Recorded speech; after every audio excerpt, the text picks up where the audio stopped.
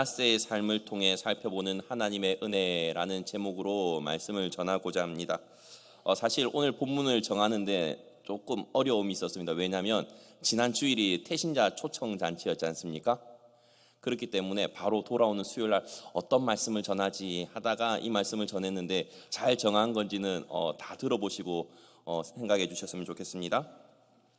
오늘 본문은 남유다 제14대 왕 므낫세 왕의 행적을 다룬 이야기입니다.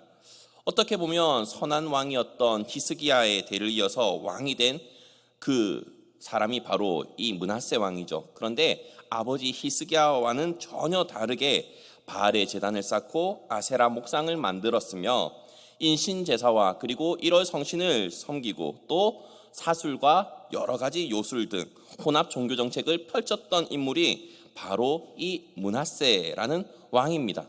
그런데 악한 행적들을 다 겪고 난 이후에 하나님의 심판으로 바벨론으로 끌려간 후에야 결국 그 땅에서 회개하고 다시금 하나님의 용서를 받아서 예루살렘으로 돌아와 다시 왕이 되었다라는 내용이 바로 오늘 본문의 핵심 내용입니다. 내용만으로 보면 이 내용이 맞는데요. 자, 우리가 한번 살펴봐야 될 것이 이스라엘 역사 가운데 대대적인 종교개혁을 했던 왕이 2명 있다라고 우리는 볼 수 있습니다. 그 왕들이 누구냐면 히스기야와 요시야 왕입니다. 그런데 방금 전에도 말했다시피 이 므낫세 왕은 그 위대한 왕 가운데 한 명으로 나름 선한 왕으로 평가되는 히스기야의 아들이라는 것이죠. 그런데 그 아버지가 했던 종교개혁의 그 모든 업적을 원상태로 되돌린 거죠. 그죠? 그것뿐만이 아니라 그 할아버지였던 아하스 왕보다도 더 악한 일을 저질렀던 왕이 바로 이 오늘 본문에 나오는 므낫세 왕이라는 것입니다. 구약 성경에 나오는 모든 우상들이 다 나오고 있습니다. 그리고 온갖 주술과 사술까지도 다 나오는 것이 바로 오늘 본문인 것이죠. 그런데 우리가 생각을 해봐야 될 것이 무엇이냐면 성경에서는 이 므낫세 왕을 악한 왕으로 평가하고 있다는 것이죠. 제가 봤을 때는 아합 왕보다도 더 악한 왕이 이 므낫세 왕이거든요. 그런데 과연 세상적인 관점에서도 이 므낫세 왕이 악한 왕이었을까라는 질문을 우리는 던져볼 수 있어야 된다는 것입니다. 당시 이 므낫세라는 왕은 아수르에 의해서 왕으로 책봉된 왕이었습니다. 그러니까 어쩔 수 없이 아수르에게 친정책을 펼칠 수밖에 없었겠죠. 신앙의 기준이 아니라면, 세상적인 기준이라면 나름 괜찮은 왕일 수 있습니다. 왜냐하면 아버지 히스기야 때 사내립에 의해서 망가졌던 지역도 복구시켰고 인구도 증가시키는 여러 가지 좋은 것을 했기 때문이죠. 마치 북왕국 이스라엘 당시 아합이 가장 악한 왕으로 평가받았지만 그럼에도 불구하고 아합 왕 시대 때 북이스라엘이 아주 잘 살고 번영했던 것과 마찬가지로 볼 수 있을 것입니다. 그런데 그 상황 가운데 강대국으로부터 자신의 나라를 지키기 위해서 어떻게 보면 외교를 잘한 것 아니겠습니까? 그죠? 그런데 강한 강대국들의 신만 섬긴 것이 아니라 한편으로는 민심을 달래기 위해서 백성들의 토속신앙까지도 인정해 주었다는 것입니다. 세상적인 기준으로서는 좋은 왕이지요. 물론 이것은 다 세상적인 기준이라는 것입니다. 세상적인 기준에서 잘했다고 해가지고 그를 잘했다고 성경은 절대 평가하지 않는다라는 것을 우리는 기억해야 될 것입니다. 우리는 살아가다 보면 이런 이야기를 참 많이 듣습니다. 기독교인으로서 이순신 장군은 천국에 갔나요? 지옥에 갔나요? 혹시 들어보신 적 있으신 분 계십니까? 저는 참 많이 들어봤습니다. 그러면 저는 그 한치의 망설임 없이 이순신 장군도 지옥에 갔다고 말을 합니다.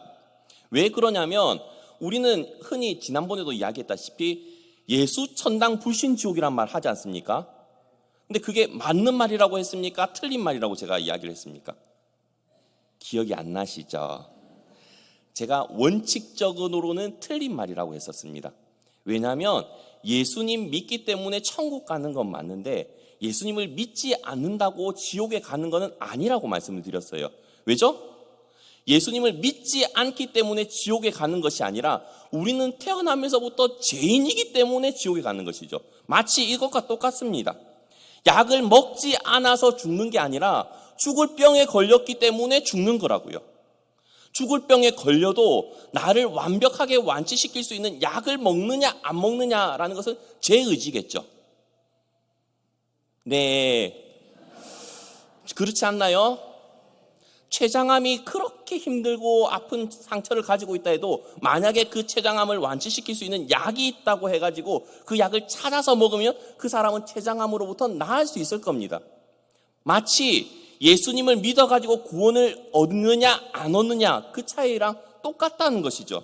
그렇기 때문에 이순신 장군은 아무리 선한 업적을 했다고 하더라도, 세상적인 기준에선 아무리 좋은 일을 했다고 하더라도, 나라를 구했다고 하더라도 예수님을 믿지 않았기 때문에, 그리고 이미 태어나면서부터 죄인이었기 때문에 지옥에 가는 것은 변하지 않는 사실이라는 것이죠. 그런 관점에서 오늘 본문을 한번 다시금 살펴보았으면 좋겠습니다. 오늘 본문은 크게 4가지 내용으로 요약을 할 수는 있습니다. 므낫세가 왕으로 등극했네요. 그리고 이 므낫세가 왕으로 등극하면서 모든 우상과 모든 악행을 저질렀던 것, 그리고 므낫세가 바벨론으로 유배를 갔네요. 그리고 그 유배 가가지고 회개하고 그리고 간구해서 다시금 왕이 된 내용이 핵심 내용인데, 그 큰 내용들을 바탕으로 저는 오늘 5가지 대지로 므낫세의 삶을 통한 하나님의 은혜를 살펴보고자 합니다. 물론 오늘 본문에 없는 내용도 참고구절로 인용될 수 있음을 알려드립니다. 첫 번째는 므낫세 왕의 악행입니다.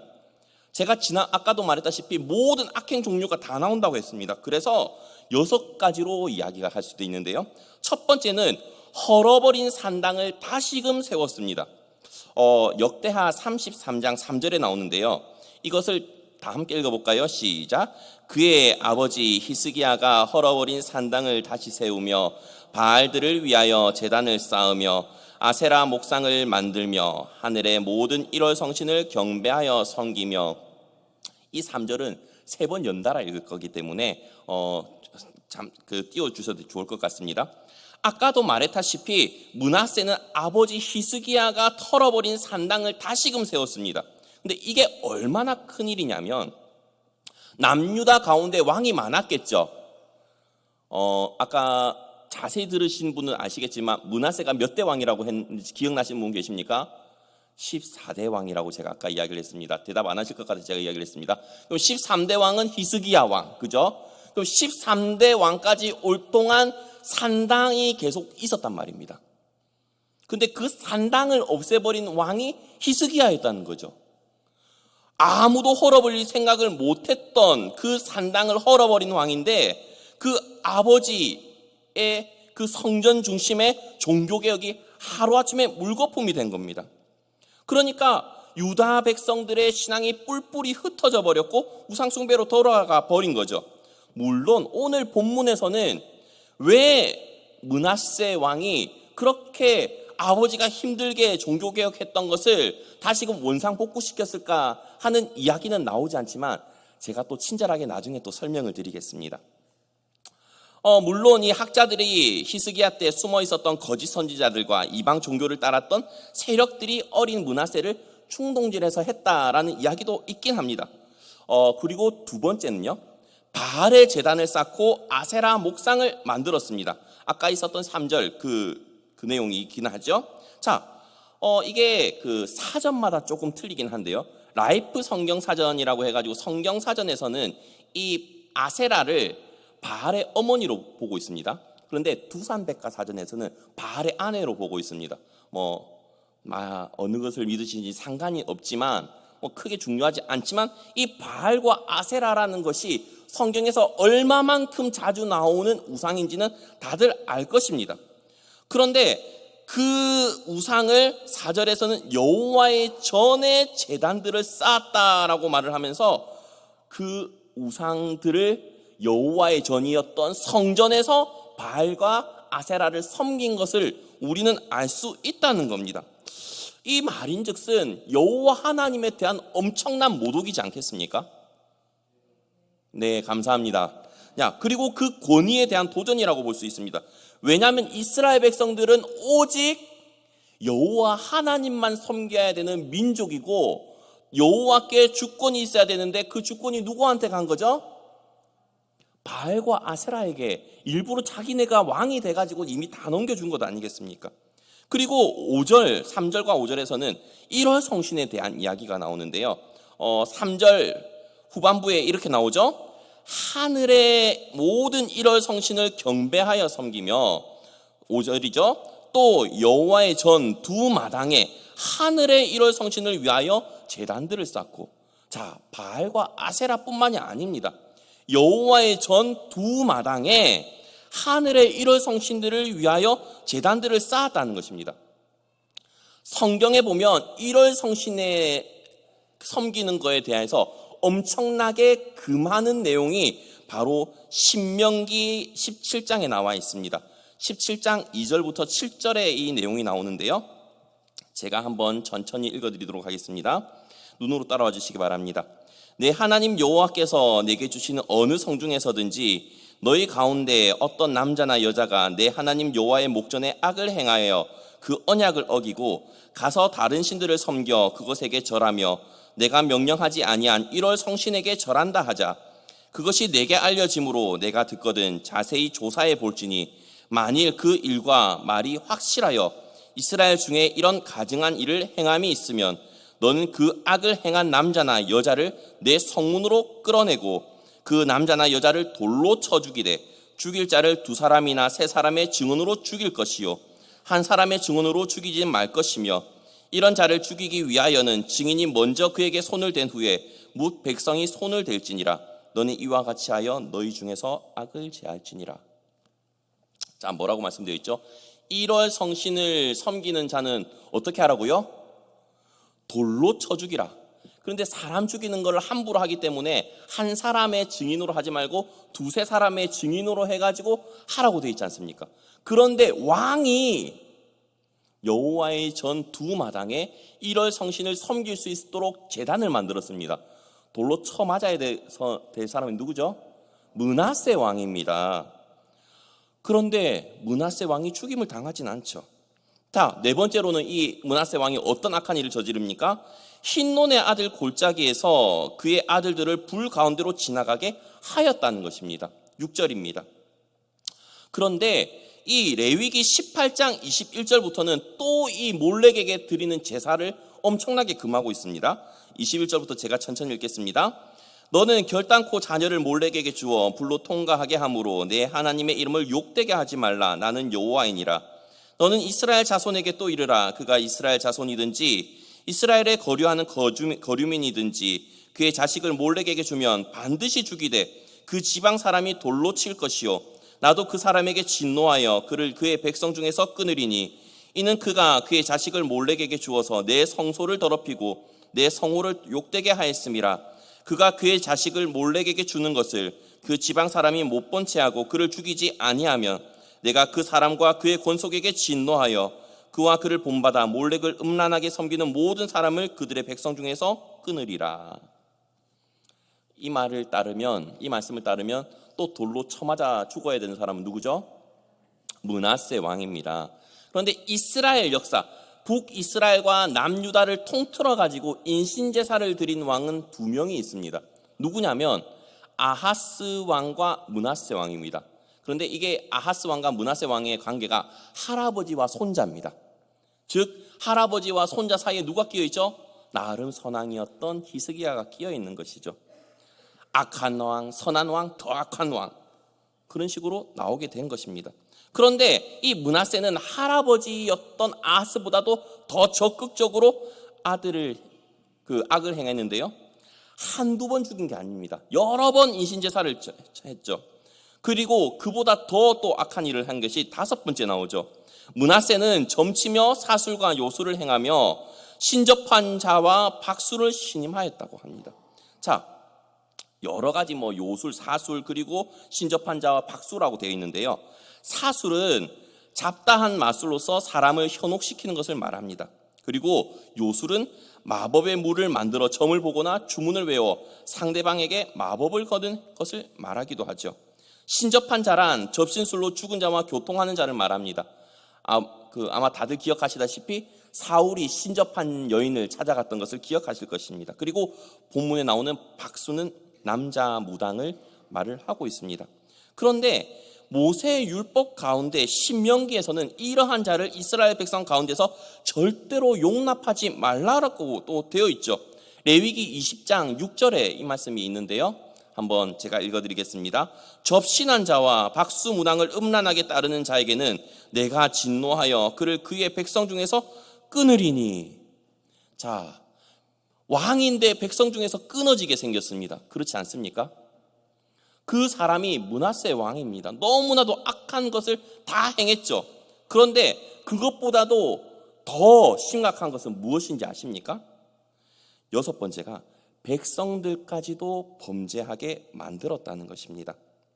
자, 8절이죠. 만일 이스라엘 사람이 내가 명령한 일들 곧 모세를 통하여 전한 모든 율법과 율례와 규례를 지켜 행하면 내가 그들의 발로 다시는 그의 조상들에게 정하여 준 땅에서 옮기지 않게 하리라 하셨으나 9절 유다와 예루살렘 주민이 므낫세의 꾀임을 받고 악을 행한 것이 여호와께서 이스라엘 자손 앞에서 멸하신 모든 나라보다 더욱 심하였더라.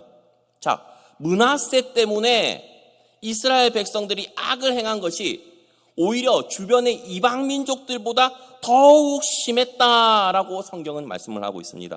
그런데 오늘 본문의 내용을 함께 다루고 있는 그 열왕기 하의 내용을 보면 어떻게 되어 있냐면 열왕기 하 21장 10절부터 제가 좀 읽어드리도록 하겠습니다. 좀 많이 읽죠 오늘. 그래도 눈으로 잘 따라와 주셔서 감사합니다. 10절부터 읽겠습니다. 여호와께서 그의 종 모든 선지자들을 통하여 말씀하여 이르시되 유다 왕 므낫세가 이 가증한 일과 악을 행함이 그 전에 있던 아모리 사람들의 행위보다 더욱 심하였고 또 그들의 우상으로 유다를 범죄하게 하였도다. 그러므로 이스라엘의 하나님 여호와가 말하노니 내가 이제 예루살렘과 유다의 재앙을 내리리니 듣는 자마다 두기가 울리리라. 내가 사마리아를 잰 줄과 아합의 집을 달인 보던 추를 예루살렘에 베풀고 또 사람이 그릇을 씻어 엎음같이 예루살렘을 씻어 버릴지라. 자, 그런데 방금 내용 가운데 제가 무슨 이야기를 하려고 이 성경 구절을 띄웠는지 아시겠습니까? 아까 제가 모든 민족보다 모든 나라보다 심했다라는 게 방금 병행 본문에서는 어느 민족보다 심했는지 기억나시는 분 계십니까? 맞습니다. 너무 언어 능력은 너무 잘 하고 계신데요. 아모리 민족. 자, 그런데 이 아모리 민족이 왜 나왔을까요? 그것은 창세기 보면 다음과 같은 말씀이 있기 때문입니다. 창세기 15장 16절인데요. 내 자손은 4대 만에 이 땅으로 돌아오리니 이는 아모리 족속의 죄악이 아직 가득 차지 아니함이니라 하시더니. 자, 하나님께서 아브라함과 언약을 맺으시면서 네 자손이 나중에 이방 나라에서 객이 되어야 될 것이고 그 땅에 가가지고 노예 생활하다가 언젠간 나올 거야. 그런데 그 이유가 아직 이 땅 가운데 살고 있는 아모리 사람의 죄악이 가득 차지 않았기 때문이야 라고 말씀하시는 내용이에요. 그런데 그만큼 이방 민족들의 악의 기준이 누구라고요? 아모리 민족. 그리고 아모리 민족은 말살해야 될 민족이라고 하나님께서는 계속 말씀하시는데 그만큼 악한 민족인데 마치 므낫세 때문에 하나님의 선민 백성이었고 또한 하나님만 따라야 될 그 이스라엘 민족이 유다 민족이 아모리 민족보다도 더 크게 악을 행했다. 심지어 모든 민족보다 악을 행했다라고 성경은 이야기를 하고 있지 않습니까? 너무나도 가슴 아픈 일입니다. 그렇기 때문에 하나님께서는 이 므낫세를 아주 악한 왕으로 평가를 하고 있고 성경 역시도 그렇게 평가를 하고 있습니다. 그런데 더 슬픈 사실이 무엇인지 아십니까? 이 므낫세 왕이 이스라엘 가운데 가장 장기 집권하는 왕이라는 것입니다. 무려 55년간 집권을 한 왕입니다. 자, 다윗이 40년, 솔로몬이 40년, 그리고 종교개혁을 했던 히스기야가 29년, 그리고 나름 선왕이었던 요시야도 31년. 그런데 가장 악한 왕인 므낫세가 몇 년이라고요? 55년. 슬프지 않습니까? 그리고 두 번째 내용을 살펴보겠습니다. 이렇게 므낫세가 악을 행했습니다. 그러니까 하나님께서 심판을 하십니다. 하나님의 심판이 임하죠. 10절과 11절은 다 함께 읽겠습니다. 시작.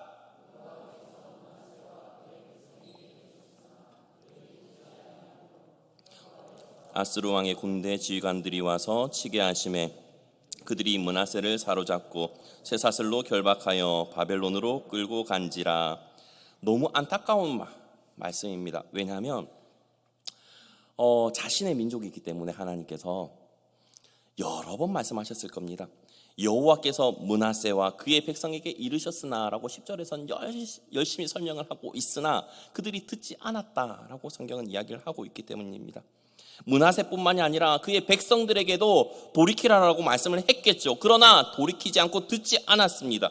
그러니까 하나님께서는 그를 아수르 왕의 군대 지휘관들에게 넘겨가지고 바벨론으로 끌고 가게끔 합니다. 왕이 되어가지고 쇠사슬에 매어가지고 결박당한 것도 참 수치스러운 것일 겁니다. 그죠? 원래 잘난 사람일수록 한번 실패하면 그것을 수치스럽게 여기지 않습니까? 자존심이 센 사람일수록 그것이 더 크지 않습니까? 다들 자존심이 없으신가요? 저는 예전에 자존심이 너무 셌거든요. 그래서 고집이 참 많이 셌습니다. 저희 아내도 저한테 매번 하는 말이 고집이 왜 그렇게 세냐요. 이제 많이 죽었다 생각하는데도 아직까지 덜 죽었습니다. 그만큼 자존심이 센데 저는 왕도 아니지 않습니까? 그런데도 자존심이 센데 그만큼 자존심 셌을 이 므낫세 왕이 쇠사슬에 묶여가지고 끌려갑니다. 참 수치스러웠을 것입니다. 여호와께서 그렇게 심판을 하십니다. 그러니까 세 번째로 므낫세가 회개를 하죠. 므낫세가 회개를 하는데 12절 13절 제가 읽겠습니다. 그가 환난을 당하여 그의 하나님 여호와께 간구하고 그의 조상들의 하나님 앞에 크게 겸손하여 기도하였으므로 하나님이 그의 기도를 받으시며 그의 간구를 들으시사 그가 예루살렘에 돌아와서 다시 왕위에 앉게 하시매 므낫세가 그제서야 여호와께서 하나님이신 줄을 알았더라. 참 은혜가 넘치는 말씀 같습니다. 왜냐하면 포로로 끌려갔을 정도로 극심한 환난을 당하게 되자 그가 여호와께 간구하고 돌이켰습니다. 그리고 겸손하였다라고 성경은 말씀을 하고 있는데 무엇이 가장 크게 은혜로울까요? 여호와께서 들으신 것입니다. 아까 말했다시피 므낫세는 악한 왕 중에서도 거의 가장 끝에 있는, 그죠? 깰 수 없는 보스 몬스터와 같이 끝판대장에 있는 므낫세입니다. 그런데 그런 악한 왕조차도 자신의 잘못을 돌이키니까 여호와께서 돌이켜 주셨다. 그의 목소리를 들어주셨다는 것이 너무나도 큰 은혜 아닙니까? 므낫세가 그동안 너무나도 많은 우상을 섬겼습니다. 성경에서 나오는 우상들도 섬겼고 결코 하나님께서 하지 말란 것은 다 해봤습니다. 몰래 또 그래서 자식을 인신제사로도 드려봤고 이런 성신에게도 해봤고 박스에게도 해봤고 무당, 신접한 자 다 해봤습니다. 그러나 그것이 자기를 지켜주지 못한다는 것을 깨닫고 나서 하나님께로 돌아갔고 하나님께서는 그 돌아온 당자와 같은 그 므낫세의 기도를 들어주셨다는 것입니다. 너무나도 악을 행했던 그 므낫세임에도 불구하고 말입니다. 그래서 다시 왕위에 앉게 해주신 것 아니겠습니까? 그리고 나서 이 네 번째인데요. 제가 이 네 번째 순서를 사실 첫 번째로 할까 이 네 번째로 순서로 할까 상당히 많이 고민을 했는데 반전 때문에 제가 네 번째 순서로 넣었습니다. 네 번째 순서가 뭐라고 되어 있죠? 자, 이걸 제가 왜 네 번째로 넣었냐면 우리가 질문을 해볼 수 있는 것이 있지 않습니까? 아까도 말했다시피 우리는 므낫세 왕을 살펴보면서 도대체 히스기야 왕 안에 그 왕 다음에 어떻게 이런 아들이 태어날 수 있을까? 이런 왕이 나올 수 있을까라는 그 궁금증이 있으셨잖아요. 그런데 그 궁금증을 성경을 통해서 해답을 찾아볼 수 있다는 것입니다. 왜냐하면 므낫세가 이렇게 악한 왕이 되는 데 있어서 히스기야의 역할이 전혀 없지 않기 때문입니다. 꽤 큰 비중을 차지하고 있기 때문입니다. 어떻게 보면 큰 역할이라고 볼 수 있죠. 열왕기하 20장 16절부터 19절인데요. 다 함께 읽어보도록 하겠습니다. 시작. 이사야가 히스기야에게 이르되 여호와의 말씀을 들으소서. 여호와의 말씀이 날이 이르리니 왕궁의 모든 것과 왕의 조상들이 오늘까지 쌓아두었던 것이 바벨론으로 옮기바 되고 하나도 남지 아니할 것이요 또 왕의 몸에서 날 아들 중에서 사로잡혀 바벨론 왕궁의 환관이 되리라 하셨나이다 하니 히스기야가 이사야에게 이르되 당신이 전한 바 여호와의 말씀이 선하니이다 하고 또 이르되 만일 내가 사는 날에 태평과 진실이 있을진데 어찌 선하지 아니하리요 하니라. 책임 회피도 이만한 책임 회피가 없습니다. 왕이 바벨론 사신들에게 모든 왕궁의 곳간을 다 보여주셨기 때문에 그 보여주신 모든 것들은 바벨론으로 가져갈 것이고 왕의 자손 중에서 바벨론으로 끌려가지고 환관이 될 사람이 있을 겁니다 라고 하니까 이 히스기야가 뭐라고 한 거죠? 하나님 참 선하십니다. 내 때가 아니네요. 내 자식 때는 나 몰라요. 내일 일은 난 몰라요. 하루하루 살아요. 그거 아닙니까?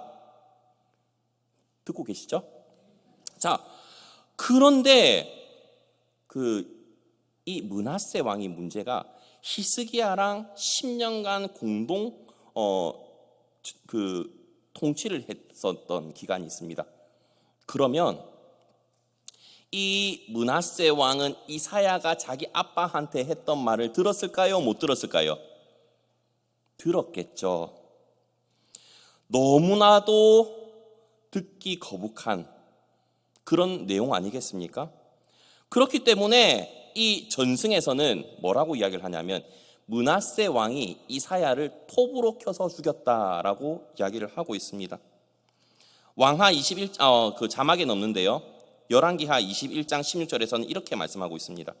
므낫세가 유다에게 범죄하게 하여 여호와 보시기에 악을 행한 것 외에도 또 무죄한 자의 피를 심히 많이 흘려 예루살렘이 끝에서 저 끝까지 가득하게 하였더라.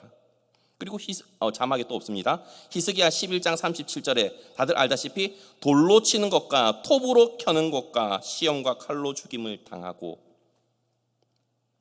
그렇게 죽임을 당했던 사람이 이사야 선지자입니다. 그 이야기를 이사야 선지자로부터 아버지랑 같이 있을 때 들었던 므낫세의 마음은 어땠을까요?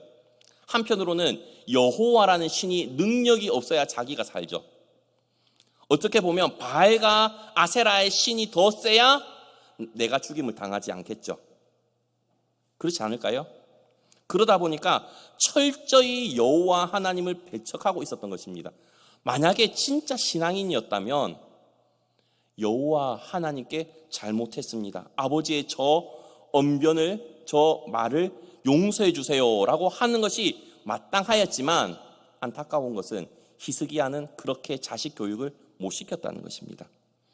그렇기 때문에 온갖 우상들을 다 섬기고 몸부림치고 그렇게 여호와께 심판을 받아가지고 이사야 선지자의 말처럼 되려고 하니까 그제서야 이사야 선지자가 말했던 것처럼 여호와 하나님께서 그대로 나에게 아버지에게 했던 말대로 되는구나. 내가 그토록 바알과 아세라를 섬기고 일어성신을 허용했음에도 불구하고 이 나라가 이렇게 된 것은 여호와 하나님의 뜻이구나라는 것을 깨닫고 회개하게 된다는 것입니다. 그래서 33절에는 이렇게 말씀하고 있죠. 기도하였으므로 하나님이 그의 기도를 받으시며 그의 간구를 들으시사 그가 예루살렘에 돌아와서 다시 왕위에 앉게 하시매 므낫세가 그제서야 여호와께서 하나님이신 줄을 알았더라. 여기서 맨 마지막 부분에 있는 여호와께서 하나님이신 줄을 알았더라라는 말은 여호와는 고유명사입니다. 그리고 하나님이란 말은 신을 지칭하는 말입니다. 그러니까 이스라엘의 신인 여호와께서 정말로 참신이라는 것을 알았다는 의미입니다. 자, 므낫세 같이 악한 왕도 내가 잘못했구나.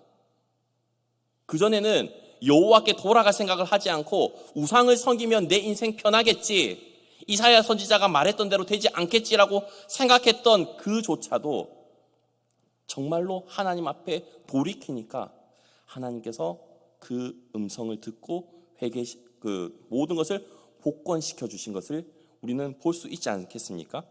그렇다면 오늘 본문은 읽지는 않았지만 다섯 번째, 므낫세 왕의 회개 이후의 삶은 어땠을까요?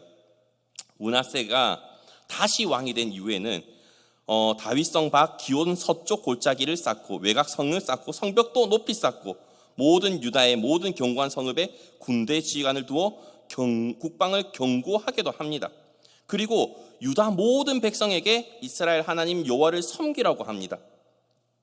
그렇게 개과천선을 한 사람이 바로 므낫세라는 것을 우리는 알 수 있습니다. 조금 더 남아있긴 한데 시간이 너무 많이 지났기 때문에 정리를 하도록 하겠습니다. 므낫세는 너무나도 악한 일들을 많이 했던 왕입니다. 그러나 그렇게 악한 일을 많이 했던, 이스라엘 역사 가운데 유례가 없을 만큼 악한 일을 했던 왕이지만 하나님의 말씀대로 심판을 당하게 되고 그것을 자기 스스로 온전히 깨달아서 돌이켰을 때 하나님께서 그 악한 왕의 목소리라도 돌로 쳐 죽임을 당하고 백성 중에서 끊어짐을 당해도 할 말 없을 그 므낫세 왕을 용서해 주시고 복권시켜 주셨다는 것입니다. 거기에다가 돌이킨 이후에는 열심히 하나님을 위해서 살았던 므낫세의 모습을 우리는 볼 수 있습니다. 제가 왜 오늘 본문을 정했냐면요, 우리는 지난 주일날 태신자 초청잔치를 했습니다. 그죠? 그분들 가운데서는 참 지인분들도 많이 계실 거고, 아니면 우리 교회 성도셨다가 잠시 쉬시고 다시금 나오신 분들도 계실 것입니다. 그분들의 과거가 어떻든 현재 상황이 어떻든 그 모든 분들은 하나님께 돌아오기만 하면 하나님께서는 모든 것을 용서해 주시고 받아주시는 분이라는 것을 말씀해 주고 싶었기 때문입니다. 이스라엘 역사상 도저히 받아줄 수 없었던 사람이 바로 오늘 본문에 나오는 므낫세 왕입니다.